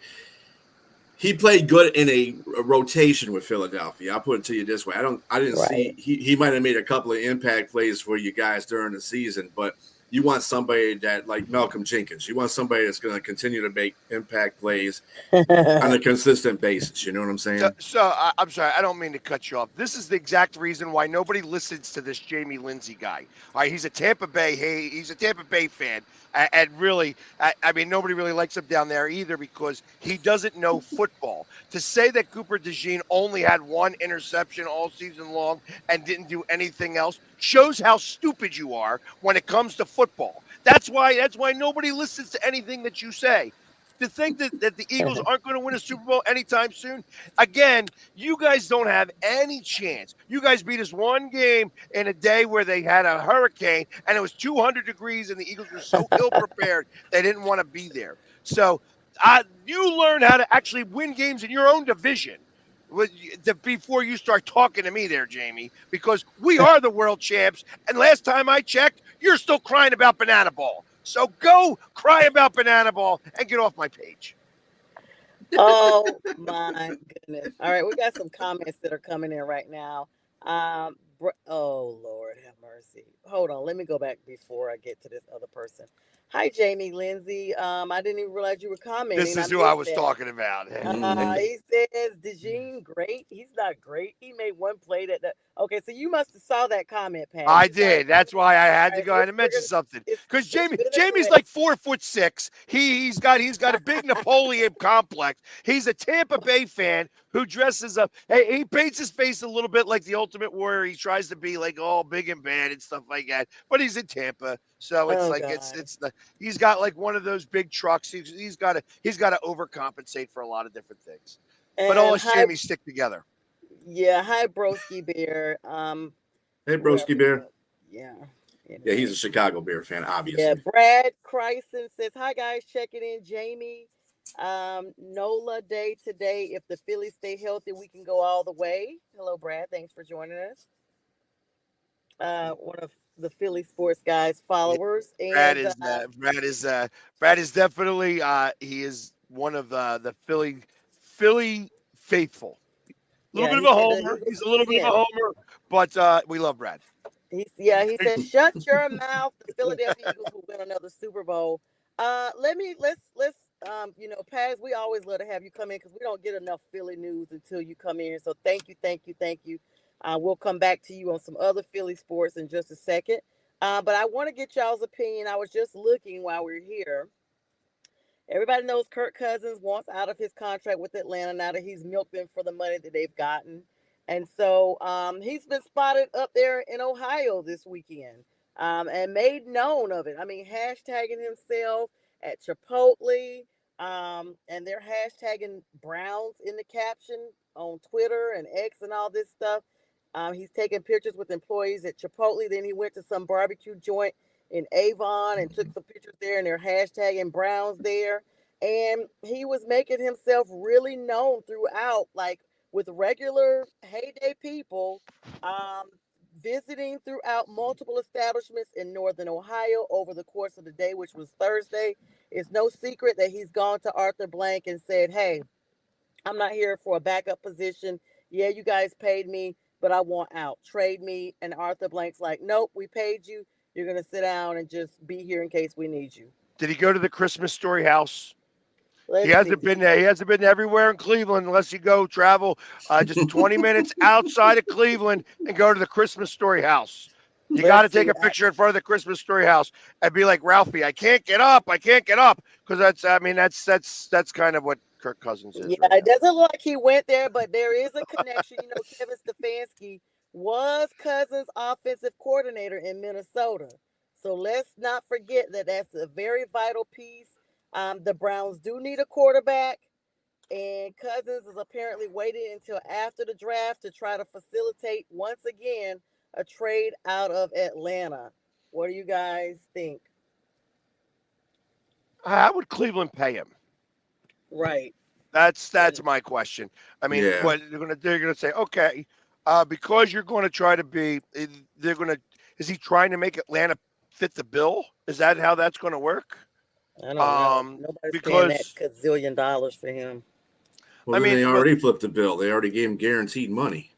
That's kind of what I'm getting at. So, it's like they're going to be, you're going to trade me and you're going to eat all that. I mean, I guess that makes sense a little bit, but you got to, I just don't think that Kirk Cousins, listen, it's time to retire, buddy. It's time to retire. You haven't been able to win a game on prime time forever. You know what I mean? So that's your MO. Going to Cleveland, I guess that's a good place for you to go to die. That's like when the horse goes out to pasture. You know what I mean? You go lose in Cleveland for the rest of your days. I don't know what else you're going to do there. You're paying a quarterback who likes massages and you're playing a defensive guy, the highest paid contract to ever get played the game, and you can't afford anybody else because those two guys make up 3/4 of your payroll. Yeah, So Deshaun doesn't come back though. I don't think ever, they've got to do ever. something. Right. So I mean, I think that they were hoping that everything would have fallen apart and they wouldn't have had to pay the contract, but they're Right. stuck paying it, and it's still going to cost them. And I don't know what you're going to do with Cousins. I mean, unless you can get him there where Atlanta eats all of that contract. That's They're going to eat crazy. it all anyway, so it doesn't make They're a gonna have difference. to. Yeah, and Atlanta's being a bunch of spoiled brats too about the whole situation. If he wants to be out of there, you didn't promise him that he was going to be a backup. You said he was going to be a starter. You paid him Yep. starter type money, and then you're going to tell him, "No, we're not going to let you go because we paid you all this money." No, that's your fault. That ain't his fault. That him and his agent worked that out for him. He did like he does in every team he goes to. He steals the money. So I mean, Atlanta's yeah, being a bro. bunch of babies about it. That's what they're doing. Broski, we'll come back to your question for Pags in a minute about another sport. We're gonna stick to NFL right now. He says Kirk Cousins and Aaron Rodgers both need to hang it up. Y'all, I'm Mm-hmm. telling you, this is like an ongoing saga with the both of them. I think they were drafted around the same time, if I'm not mistaken. It's not at least maybe a couple of years in between the two. Um, but they've been in the league double digits years now. And double digits for us is one thing in the lay world, but for a quarterback and a journeyman quarterback at that, now once you get past the two teams mark, you become a journeyman a little bit. Aaron Rodgers is now getting ready to be on his third team, if he gets there, and actually the way he's supposedly dainted around with the Steelers, who have offered him this bone, so to speak. He's not biting, and it's That's not almost true. like That's not true. I actually heard something about that, and I don't yeah, want to. I don't. I mean, so they're making a big deal about it. Is what it is. Is Pat hmm McAfee is about to go do this big show out in Pittsburgh, hmm and I think that that's the only reason why they're keeping it quiet is that he's going to be announced on that show, which is happening April 9th. wow. I So believe that because him and Pat are like that. He stays up under So that's, Pat. I think that that's the only reason why you haven't heard. But you rest assured.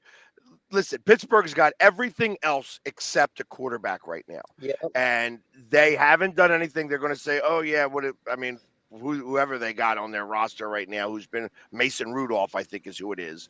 Mm-hmm. And I think that Mason, the reason why Mason's still on the team was to make sure that the wide receiver, because him and the wide receiver are like best buddies. So they wanted to make hmm sure that that guy stayed happy. But Aaron Rodgers is going to be a Pittsburgh Steeler. There is no doubt about that. There's no way he's going to sit out a season. There's no way that you can't.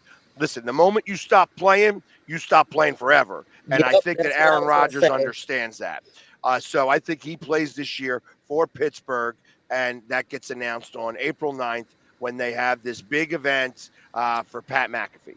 That's so amazing that April 9th is that day. That's actually my dunkle who I dedicate my show to. That's his birthday. He's no longer with us, and he actually was friends, grew up with Joe Gillum from the Pittsburgh Steelers, and they went to school together when they were kids, and they were friends, and so he was a Steelers fan, and so how ironic and iconic. I wish he were here because he would not care for Aaron Rodgers. I'm gonna be honest with you. I just know how he was, and he passed before the Aaron Rodgers we've seen with the Jets, which became Pansy Rodgers, in my opinion. So it's gonna be interesting to see if Rodgers kind of has a mental bounce back with that discipline that Pittsburgh has, because Tomlin is not gonna go for those shenanigans that Aaron Rodgers did with the Jets, and he ultimately did with the Packers before he left. Yeah, I don't think that that's even a worry. I think that I think that Pittsburgh is a good team. As long as he can be a serviceable quarterback, they're going to win 10 or 11 games because that's what Pittsburgh does every year. I know that they've got a lot of good pieces there. And as long as he can throw the ball, as long as he can throw the ball and be 65% or 62% accurate, they're going to win 11 games. And they may. I still got Houston going to the or AFC Championship game. I'm not sure who's going to be the other team. I don't think Kansas City. I think Kansas City takes a step back. I feel that it could be I say San Diego, LA, but I just don't trust that team either. Um, it could be the Bills. I know that they're the ones that everybody is like the popular pick, but Hmm. like I wouldn't be surprised if Miami steps up a little bit this year.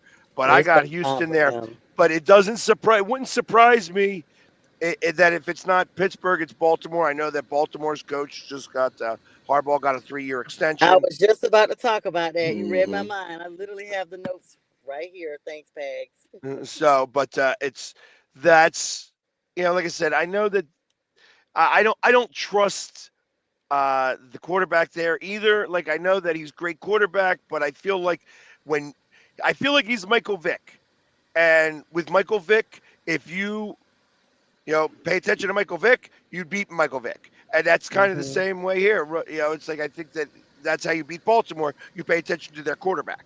And so it's possible that they could make it to an AFC championship game and win a playoff game for the first time in forever, it would seem. But I wouldn't necessarily um, hold my breath on that. Yeah. I don't know if that comment. Let's see. Hi, Miss Linda again. Thank you for having a great show.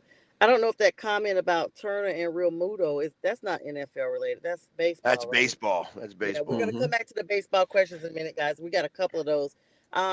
Yeah, it's just interesting to see. Let's talk about some NFL free agency grades right now. There's been a lot of moves around the league, and Devontae Adams to the Rams is ranked number one, along with Justin Fields going to the Jets.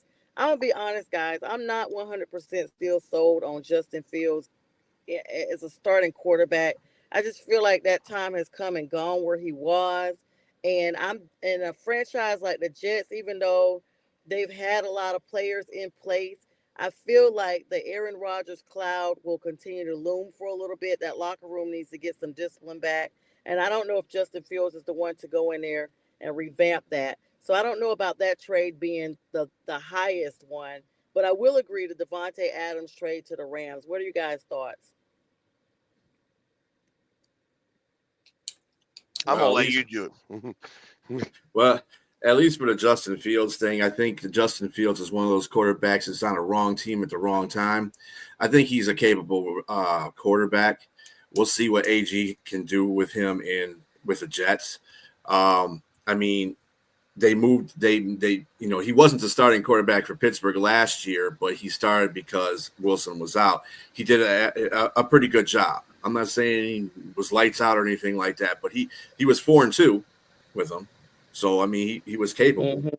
Hmm. Um, I just a lot of things. It depends on the teams that you go to. You can't always measure what they did before, always to what they're going to do ahead of time, because it depends on the coaching. It depends on Let's face it. Tomlin is not a quarterback's coach. He's a defensive Hmm. coach, and ever since Ben Roethlisberger left there, that whole team they win, and it's because of the defense most of the time. They win, but they don't know how to pick a quarterback. They don't know how to pick a quarterback right now. So, I mean, it is what it is. And It's they don't have funny. Wilson or Field. So, Both of those Yeah. trades, I'll be honest, yeah. that's how I feel. Mm-hmm. That all the movement that happened in this season has all been yawn. That's kind of how I feel. I know that there's been some big names, and how somebody's going to make a difference. Debo Samuel to Washington. I would have thought I would have put higher than Devontae Adams going to the Rams. Because you had Cooper Cup there, so Cooper Cup Hmm. going to Seattle was a big one. Why did Seattle trade their quarterback? I have no idea. I feel like that was a bigger deal than some of these other things. I think that people are just whoever wrote that article has got Devontae Adams on the brain because they love Devontae Adams. That's about it. That I don't think that was the number one. This is You know, CBS Sports ranking. It's the yeah, and CBS I think Sports that ranking. that doesn't surprise me. That sounds like a homer type thing to Devontae Adams. Like, Cody oh yeah, Benjamin. Devontae. Cody Benjamin was the writer of that article. He sounds Um, like a homer. I do want to say real quick while we're like in between that. Broski Bear says in theory Rogers to Pittsburgh makes sense, but so does Rogers to Minnesota. Aaron is waiting for the Vikings to say JJ isn't a guaranteed starter. He They've already prefers going said to that, Minnesota. Broski.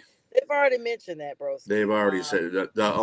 The team owner already said Like a that week ago. he's their number one. Hmm. hmm Broski says he's also busting Fields because he's the bridge quarterback. He also says it's his fifth season. He's not even had 2,600 yards in It's a season. always a Chicago fan. Always a Yep, he's Chicago literally fan. going in for it. And Brad, of course, continuing to rah Pags here. We know you're a Pags fan.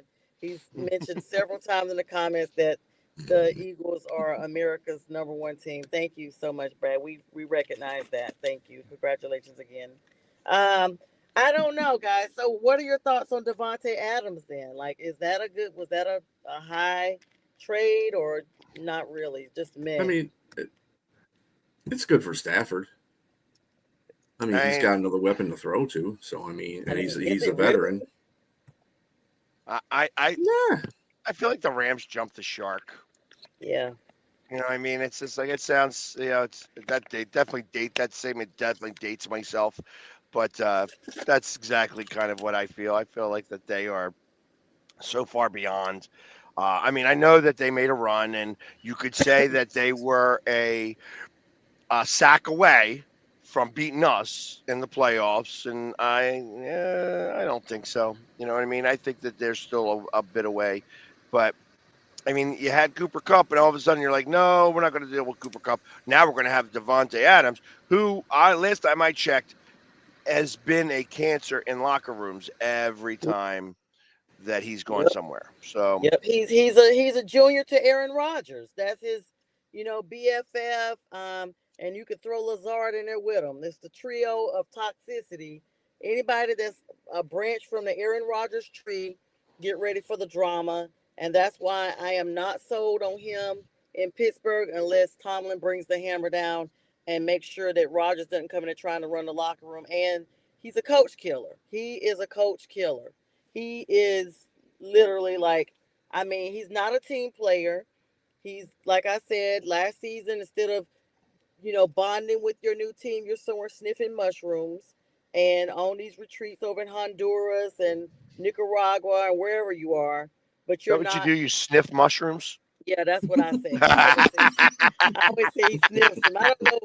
He's sniffing them and lining them up and cutting them or whatever, powdering them down. Um, I mean, that's why he. I mean, let's just Actually, be and clear. I'll be honest, that's not how you do ayahuasca. No, I Ayahuasca is a know very, we won't get into that. I don't want to start to tell people, but the shit type. He takes the shit type mushrooms shiitake. and Shiitake. shiitake. Notice I can't say none of it. I can't say none of it. See, Pags, you're the expert on all these herbs These and mushrooms. I spices. don't know that I want to be that guy, but I mean, You're let's right. just be clear. There's a reason why Pat McAfee is always geeked up. I mean, he must live off of a Monster's IV or Red Bull IV. And, no doubt, whatever he's on, same Kool-Aid that Aaron Rodgers has. That's why he's always running up under him. So Broski's coming back, a Bears fan, dialing it back. Let me rephrase that. Aaron is waiting for the Vikings to change their stance. Sir, we've already addressed that. They're not going to do that. We appreciate the rephrase, but unless you've not, been under a he's rock. he's just trying to hope for that something's going to change that make his Bears more relevant in that division. Sorry. Yeah, the Bears is busted. Brent says the Rams already gave Philly the hardest game in the playoffs. And if Adams clicks with Stafford, it could be a good signing. Locker room issues, though. So, um, we see that happening. Draft rankings, and then we'll switch over the last couple of minutes for Phillies baseball. Um, let's see. This whole Shador Sanders thing, Pags, I want to get your opinion on it. I know we've probably browbeat it. Strilla and I have already talked about it. J Train and I have this whole involvement with Dion, the daddy apron strings, let's make sure that, we get Shador where he wants to be, or else. Now he's dialing it back. Oh, I'm so sorry. He'll be happy wherever he is, even if it's with the Titans or the Browns, or even if it's in Timbuktu, as long as it's an NFL team. What are your thoughts on the involvement, the now dial back, and where do you think Shador actually goes in the draft? They have been doing this for years, so I don't think that that's any big deal. I mean, listen, that's his son. He's gonna say whatever. He's like, yeah, I want him in the NFL now. I'm gonna backstep it a touch. I want him to be in the NFL. Truth of the matter is I think he wants him to go to the Giants because I see Brian Debo as being the guy who's going to wind up getting fired first. I think that the Mm, Giants are still a mess, and I think that Brian is going to be unfairly fired soon. And I think that that's where you're going to see Deion Sanders coach. That being said, I listen. Archie Manning did it. It's there's always going to Wait, be hold on, your. Pags. Excuse me, did you say that's where we're going to see Deion Sanders coach? I Did you think mean that? so. Well, because it's so weird. They just extended Deion 5 years his contract with Colorado for $54 million, all the way up to 2029. He gets $10 million this year, $11 million Mhm. the next 3 years, and then 12 in 2029. So you're saying they Yeah, break the so, but you contract? saw the one thing that's the most important part out there. It's a $4 million Yeah, buyout. yeah, that's $4 true. million to buy him out of that contract, and that's cheap money. There's the reason Broski, why I they did it looked it like up that. and you were wrong and you're a liar. Get your facts together, sir. Go ahead, Pags, with what your thoughts were on Shador. Broski's that garbage team will never go anywhere. Never been So since '85 and will never go again. Now that's that. I mean, I I love believe. it. I just believe that it's. I look at New York as maybe the stop point for him. I think that as much as Dion wants to, like I said, you've had coaches or you've had fathers trying to tell their sons or try to dictate to the NFL where they want their sons to go. John Elway's father was very similar in doing this and stuff like that. So this Manning. is nothing new. This is Mhm. Hmm. absolutely nothing new. So I think that as long as there's going to be fathers, the fathers are going to want to have their sons play wherever they can have them play that makes sense for them. And I kind of believe that it's going to be in New York. Yeah, John Gonzalez. Good morning. Thank you for joining us. He said Sanders could go to the Jets at 7 or Saints at 9. A lot of talk about him going to the Saints at 9. A He lot of won't talk. make it that far. There's too many trade. If he makes it down to the Saints, he won't go to the Saints because the Saints will do the smart thing and trade that pick for somebody who's going to give up a couple of first round picks. See, there is where I would say you could check on Minnesota. Minnesota would be the team that could trade up, trade a couple of future picks to have to go grab Sanders because I don't think they believe in JJ either. I think that JJ is a good locker room guy, but I don't believe that they think that he is a good enough quarterback to really take the reins. And I think that that's why they would go after Sanders and they would give up a couple of first. So do The only thing about that I disagree with there, Pags, is the fact that you don't even know what you have in JJ yet. One, and you used the number one pick last year on him, so I'm not getting that. I'm not getting that understanding. They bring if they bring Shadur Sanders in there, then they basically busted their franchise because you just signed a number one a quarterback at a number one, and yeah, he had a bad injury that put him out for this first year, but you haven't even seen what he can do out in the field and playing in a real NFL game yet. And that's just jumping to assumption. I think what they should do is just go out there and get them a veteran quarterback to back him up. Because That's anybody, what I let me tell you said. something. Sam Darnold had a great year last year.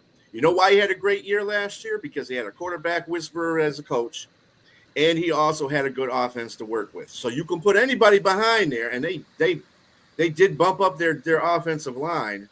So they'll better protect, at least on paper, but at least they'll be able to better protect. So JJ's got all the weapons there for him. You know what I'm saying? It's just I don't understand this whole And Spoken like a guy what who would definitely goes blue and is not a Spartan fan. So, Yo, by the why way, wouldn't the why wouldn't the No, Saints why wouldn't the I love all Saints my keep Michigan teams. yeah, You got why nothing to do with wouldn't the Michigan. Saints keep him then? Because they're not sold on Carr.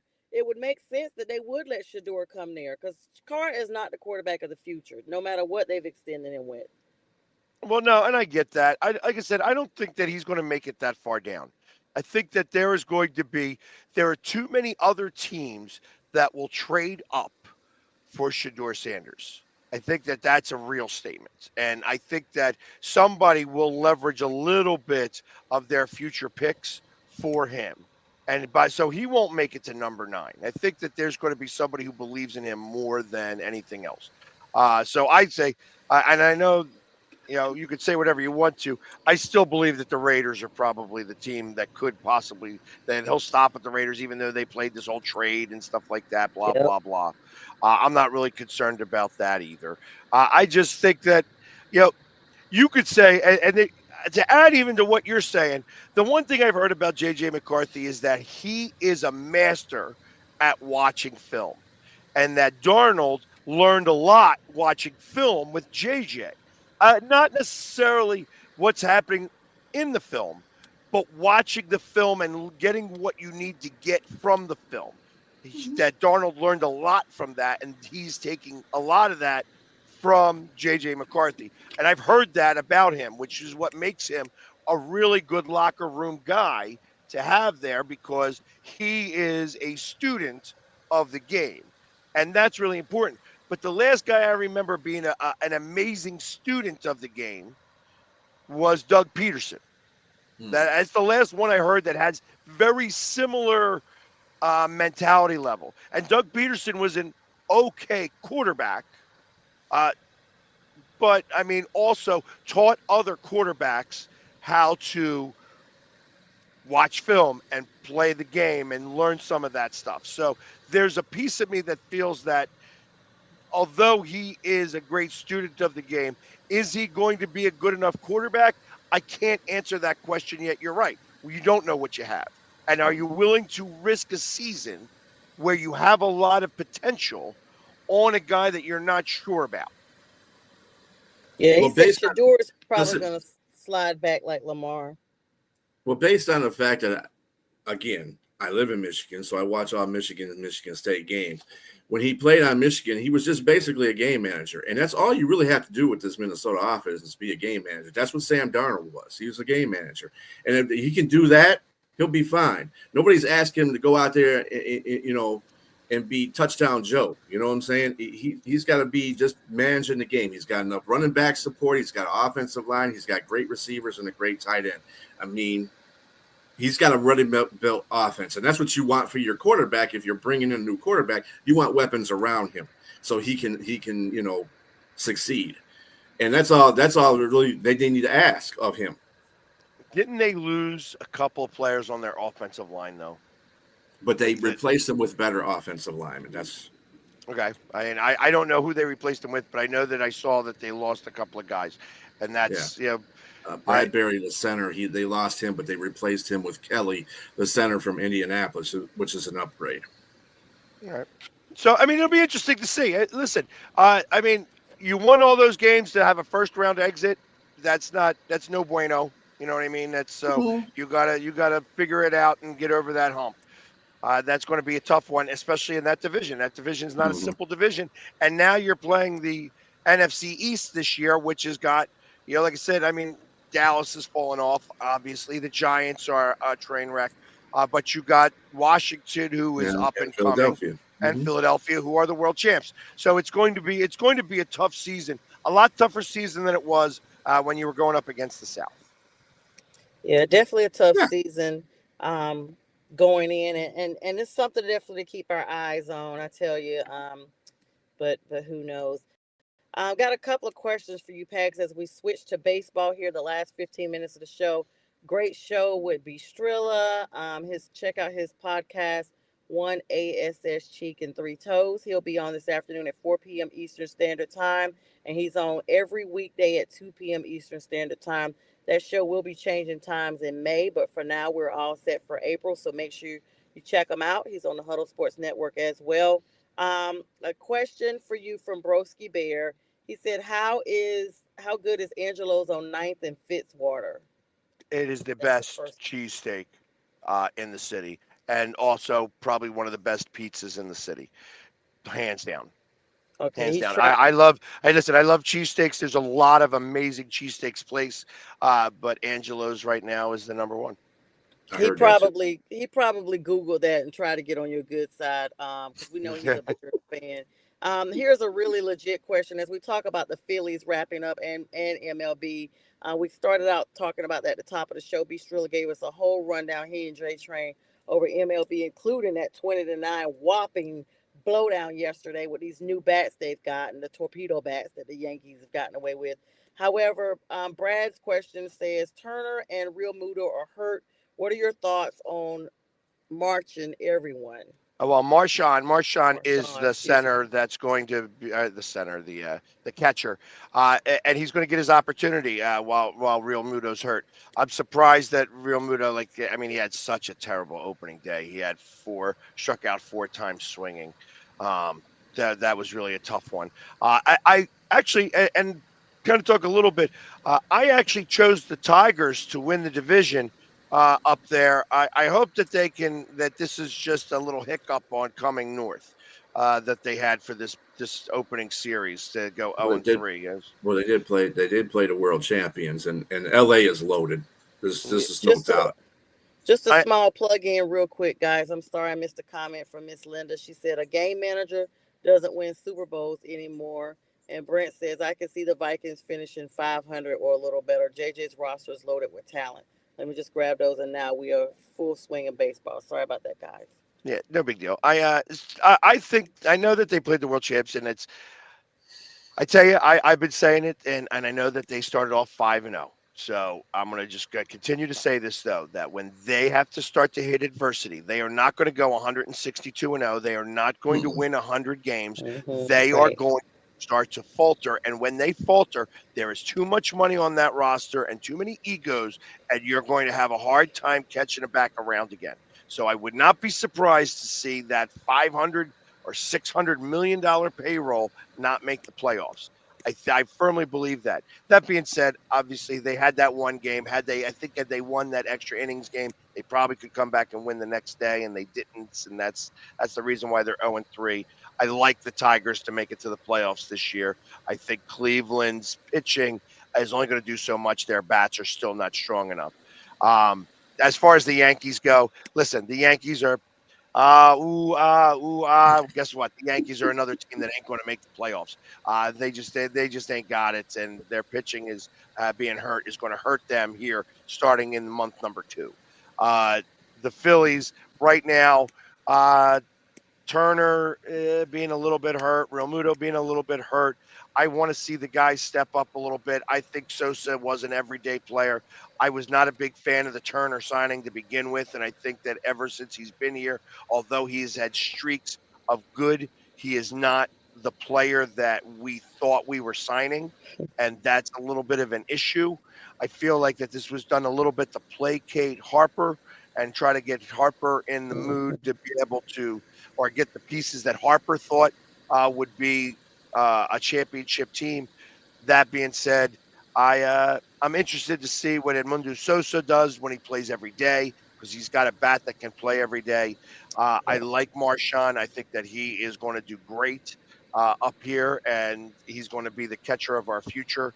While JT Realmuto could possibly be trade bait at in the trade deadline to an Mm-hmm. AL team for a pitcher in return because I feel like we're Oh. going to need some pitching and maybe another like bench bat.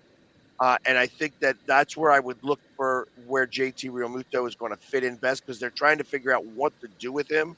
Like, are they going to put him in left field? They're going to try to put him at first base. I mean, there's a backlog of designated hitters on this team with Schwarber. So I think that that's part of the problem, and you're going to see JT possibly become a designated hitter somewhere in the AL. That's gonna be big. What are your thoughts yesterday? The was it the Yankees that beat the Brewers 20-9? What are your thoughts about these doggone torpedo bats that they've managed to get into the league, which would explain such a blowout. Basically, the grip is closer to the label, and all this stuff that New York has finagled their way in with. Well, listen, the rules on the bats are very specific. So as long as it fits the rules of the bat, you can have the bat any way you want to. And Hmm. listen, if this is what it is, I mean, there was you had the tomahawk bats, the bats that felt like an axe, where Hmm. that you could swing with those. Again, legal. So Mhm. it's not like they're doing something illegal. It's the way that bat manufacturer is loaded the bat, and the first three pitches are home runs. Okay, great. Hmm. I think that'll come back down to earth a little bit. I mean, I think that this is, oh, look, it's the bat's fault, blah blah blah. I mean, the Other first three teams might batters try to on get the them. Yankees also can hit home runs. So Mhm. let's call that spade a spade. You know what I mean? Yeah, and let me just address a comment, Broski. Once again, listen, my name is Sonja. You'll say Prim and Panthers. It's prim and proper, but I am a Panthers fan. The Panthers are always my team, but I did support Detroit last year because cats roll with cats. Okay, so if they look good next year, they will continue to be supported. And I was just looking on my TikTok last night, even last year when Detroit beat Kansas City by 1 point, I posted it because I always just support them. So this was before they even, matter of fact, it was before this last season we just had. It was the previous season. So you can feel free to follow me on Prim and Proper Sports on YouTube and the Pretty Sports Lady on TikTok, and talk all your banter there, okay? Pags, I'm so sorry for the interruption, but he continues to make comments. I understand. Hey, listen. When you have haters, you're doing something right. Yeah, thank you. You know what? I've never had him. Maybe it's finally, maybe I had to get on the Sunday morning show, and I don't There know you who go. brings him. I don't know which one of you all brings him over. I think it's one of B. Strilla's folks because he comes on and he's like a magnet. He just stays there and just continuously Mhm. hurls insults. He just can't wait. And, That's all right. That's all right. Hey, listen. Hey, the Bears have been relevant. Oh, I guess it was 1985. That it there hasn't was. been I much. was The 10. Fog Bowl. The Fog Bowl was like the last real game that they won, and then Yeah. they made it to the Super Bowl that one year. Oh, what happened during that Super Bowl? I think they got spanked. Yeah, it's so yeah. Let's Yeah. I call guess, that for real. in his Oh, team, the he's double not a doink Super Bowl. too. I mean, Chris, that ended Chris Nagy's coaching career. I think that double doink. Absolutely. So Absolutely. that was But Cody yeah, Parkey kicking another one for the Birds. so what's going on in hockey news up there with the Flyers? Well, Tortorella let his mouth get in the way of Mhm. of his coaching, and then that's what happened there. Which it was time. It was just time. Hmm. I I feel feel like like that that. his coaching style gets very stale, Hmm. and I mean, ultimately, I don't like the name that they're bringing up. They're saying, "Oh, we're going to maybe bring back Rick Tocchet." And I'm like, listen, Oh if no. I wanted to have a coach that I could put some money on the Jets losing this season, that would be the coach I would bring in. But short of that, I mean that's really what he was known for. I mean, I'm making a joke about him being a bookie, but that being said, I don't like that. I don't like that whole idea. Oh, we're going to bring him back. Listen, the Flyers have done what the Flyers have always done, and that tries to bring back the old names to fill in voids and Mhm. to put up the mirage that, hey, we're trying to do everything we can. I hope they bring in a real coach. I do not look at Tocchet as a real coach. I look at him as a player's guy who knows how to deal with players' things and sometimes gets a little lucky with the lines. Short of Mhm. that, everywhere he has gone, he hasn't won a cup. He hasn't done any of that stuff. He's been an assistant on some cup teams, but he has not won a cup. And I want a guy who is fresh. I want somebody who knows how to win. Like I said, there's the coach from Denver, uh, not the Colorado Rockies. The actual Denver is a college team. I wouldn't mind having him. I think that this is a young team. I think you need a college style coach, somebody who can work these guys and be able to invest a system into them. That's not what's been here and what's been tried and not worked in other spots. I am a huge Flyers fan. I am big on hockey. I tell people that I bled orange and black before I ever bled green, and Hmm. and I uh, so remember. and I want the Flyers to be relevant again. And right now they are not relevant. And Yeah. hockey stinks when Philadelphia is not in the mix. And they've been out of the mix for way too long. And this is what happens when you have an organization own a franchise rather than an owner who actually has a part of the day-to-day operations. And I feel like that because Comcast has owned this organization, Ed Snyder has been doing cartwheels in his grave because this team has stunk ever since he's passed. And it's time for a really big change to happen. And I was hoping that Keith Jones and Danny Briere were going to make that happen, but it sounds to me like it's more of the same. And I'm tired of the same. I want difference. Yeah, that whole division, the Metropolitan Division, led by the Capitals and followed by my team, the Carolina Hurricanes. And just it's See, you unbelievable want a because the coach? Flyers are There's a solid. coach. There's a coach. I would Yes. love to have Rod Brindamore as coach of my team. That's who I want coaching my team. I For don't real. want Rick Tocchet. I want Rod Brindamore. He's been over the hump. He won his Hmm. ring. We brought that team back over there again. You know what I mean? So that's the type of coach I want. Somebody who is the best guy on the ice still. He could probably play right now if he Hmm. wasn't so old. Yeah. And he's Yeah, that I good. thought that. And I just that's who I want. I want somebody who knows how to deal with these players and actually knows has a good system and do that. That would get my juices flowing. Getting Rod Brindamore, giving up the first round pick to trade for Rod Brindamore to be the coach here. That would be amazing. And That would be huge. And that's so amazing how they would say they would give up picks for coaches. That's something that I was just like, wow. I remember reading that a while back and I was like, wow, they actually do that. And the fact that, you're putting that out there and, the Maple Hey, hey, Leafs hey, Broski can't Bear. Hey, do it. Broski Bear. Isn't it great how the NHL cheats for the Blackhawks all the time and they still are bringing up the back Yes, end of the NHL? The NHL, they can't got go all these good nowhere. players and they still suck right now. Yeah, you They could are talk still about running his 2010. mouth. You can hang your hat on that all you want, but that's great. That is 15 years ago now. 15 years ago. I've got a daughter 15 years old tomorrow, by the way. Her birthday is tomorrow. So Happy Well, she's happy 15 birthday. years birthday. old then. So, and it's almost to the day that she was kind of born to that, born Oh, on this. wow. So don't tell me, I hear you, blah, blah, blah, blah, blah, on your Chicago. Your team suck right now. Baseball, you guys are going to lose a combined 200 games this year. Shut up about Chicago. You suck. Okay, so let me take this time to say good morning I to like some other Pags. people. Good morning, Melvin, Hooley, Truth Be Told podcast, another affiliate on the network. Good morning, super early over there on the West Coast. And Broski, you've already been addressed with all that mess. The Blackhawks are garbage. Everything in Chicago is garbage. Let me put it out there now. And So to don't talk talk about about the Red Nova. Wings real fast, I know that Yeah, Brent, real quick. yes, that comment I'm a for you. fan of the Red Wings. It's a shame about Hockey Town. I mean, that what's it been 8 years or 9 years now that they haven't made the playoffs. It's a shame. I thought that as much as I hated it, I was living in Detroit when the Oh Flyers wow. lost the choking situation and got swept by the Red Wings. I was a big Iserman fan.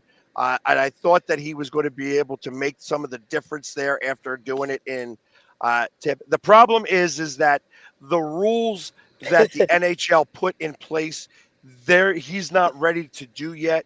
It's going to take. He's got to get the veterans there that he could sit out for the entire year and have the younger guys be strong enough to be able to handle the team, so that when they make it to the playoffs, he brings back all the veterans and they can actually make a cup run. That's how the NHL is run right now.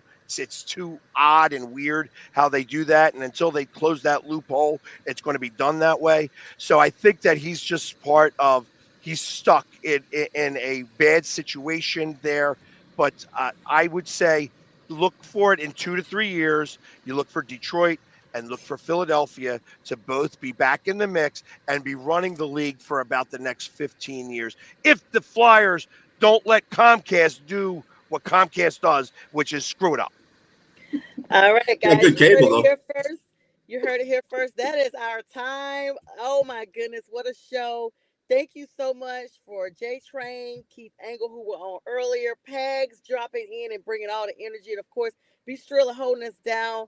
So lovely every week. Thank you everybody for all the comments, the disagreements, the abominations that you have spit through these comments, the likes, the loves, and all that. That's what keeps us going. We hope everyone has an amazing week. Should Stay on the follow me, network. Broski Bear, if you want to talk some more Yeah, smack. Broski, 1975. That's the year I was born, Broski. We wish everybody a great Sunday, and thank you guys so much. And we're signing off for now.